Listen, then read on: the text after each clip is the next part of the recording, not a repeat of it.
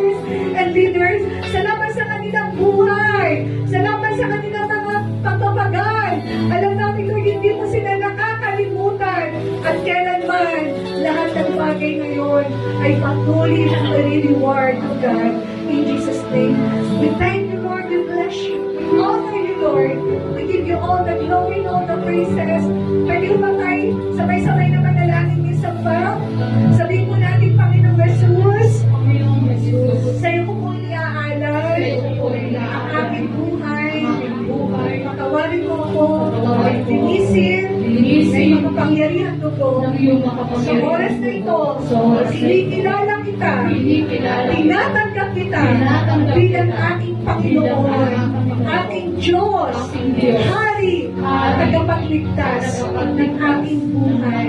Salamat po sa regalo, buhay na walang hanggan, pinagkulog mo sa akin. Sa pangalan ni Jesus, Amen and Amen. God bless us all. Ito tayo mga kaupo na po. At wala po po sa ating title offering.